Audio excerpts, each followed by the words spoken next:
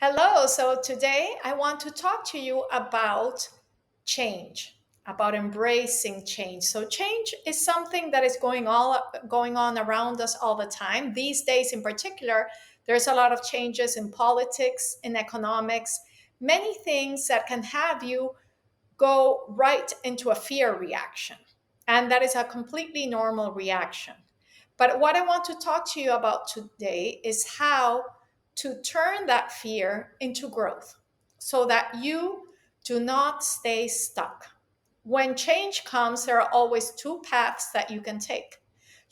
Can take the path that leads to the storm, that leads you to think, not going to be successful, I'm going to fail, so I might as well not even try it. Or you can take the path that is like Alice in Wonderland. You end up at the end of the rainbow and everything is wonderful. What path you take is up to you. And that is what we're going to talk about today. How to identify the way you want to go and the choices that you have so that you can go into the Alice in Wonderland path instead of the grim reaper. So, why is the fear reaction sparked up whenever we start embracing change or coming up with change? It's a very simple thing. The reason we get fearful in the face of change is that we have been programmed to do that in order to survive. When we started off by way back then in the in the Stone Age, we learned quickly how to identify different noises to see if it was the possibility of something that we could eat coming up, or if it was a possibility of a predator coming up and we needed to hide. We also learned very quickly how to hide from things when it was dangerous. And in the end, it all relates to death. While death is inevitable, it is also true that with change, it becomes more evident that the time that things will end is coming closer. So, whenever something changes that we're not expecting to change, and by that I mean whether it's that somebody that you loved ceases to exist, or it can be a physical change in your body. Maybe you're not able to do things you were doing before, or in your family, when your children start growing and you see changes in them. They're physically, they start changing, their emotions start changing. In a relationship, when we start changing, when the seasons start passing. Sometimes there's a time when the seasons pass, and traditionally we would be thinking, okay, do I have enough food stored for the winter? Do I have enough to make it through these years of change?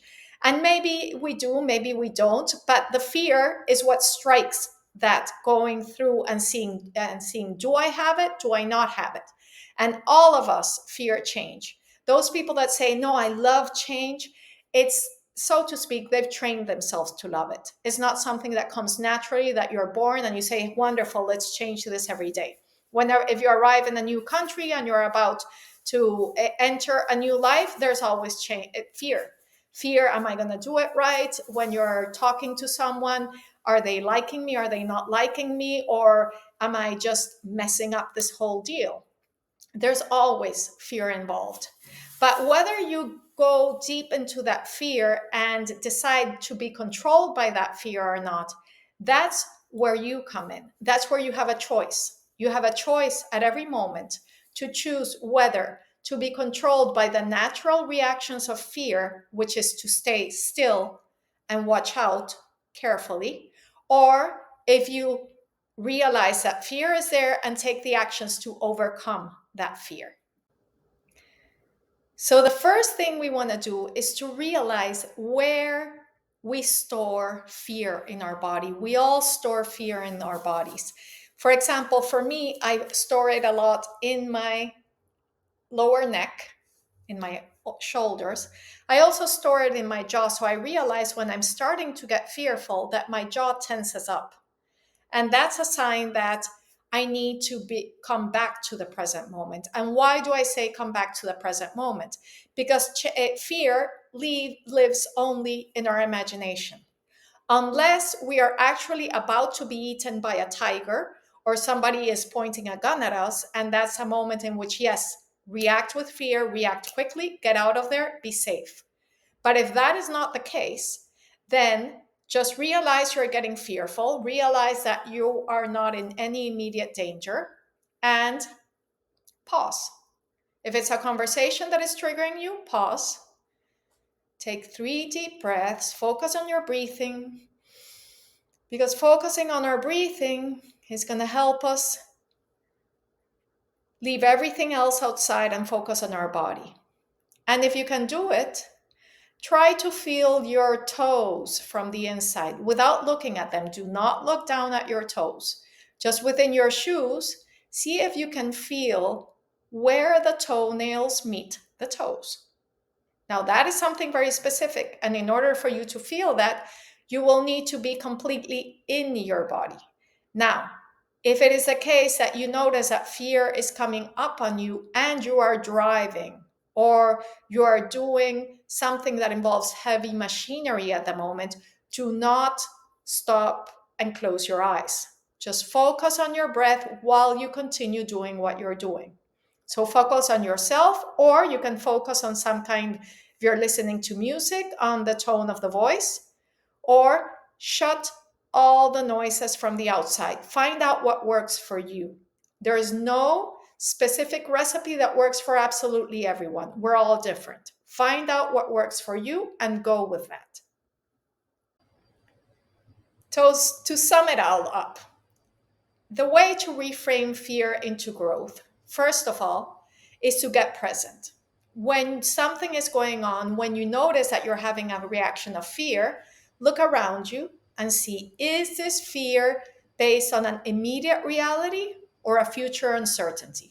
If it's a future uncertainty, it means that you are predicting something negative is going to happen, but in reality, you don't know if it's going to happen or not. Many of us would love to be able to tell the future and know exactly what's going to happen when, but the reality is it's just a belief. It's not the truth. The truth exists only in your perception. Then when change does come, let's say you are fired from your job, or let's say your one of your family members passes away or is no longer living with you.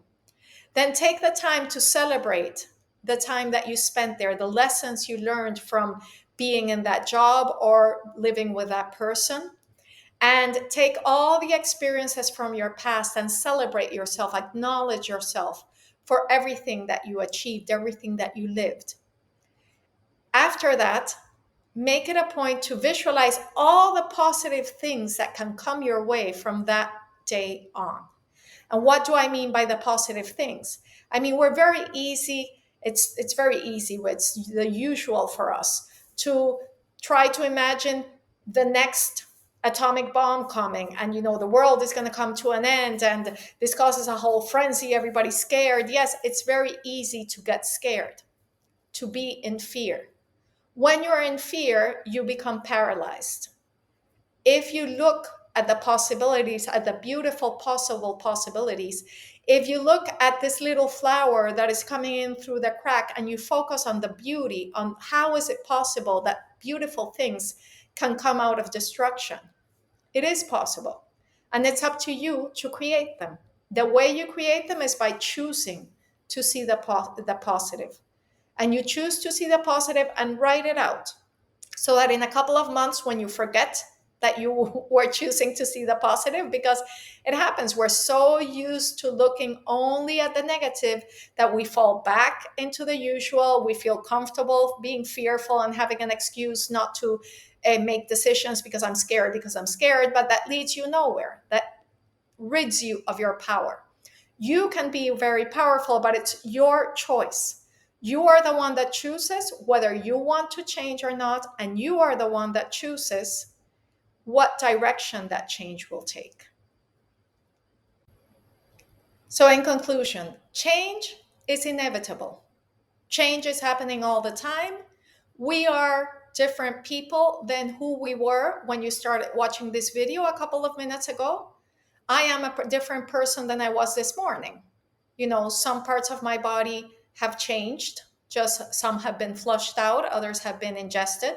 So change is happening all the time, everywhere. It's inevitable. We can try to fight it, it's a futile fight. It's just going to happen. But how you respond to that change is your choice. That's where you have the choice. Are you going to focus on saying, I didn't make it to where I wanted to go? Or are you going to say, wow, look how far I've made it already. I can keep going. Are you going to be standing at the edge of the cliff, admiring the view, or thinking, oh, how am I going to get down from this? It's your choice. And if you need some support in creating a positive outlook for your future, that your personal future, your family's future, or your business future, don't hesitate to reach out to me. Let's connect. I'd be more than happy to help you.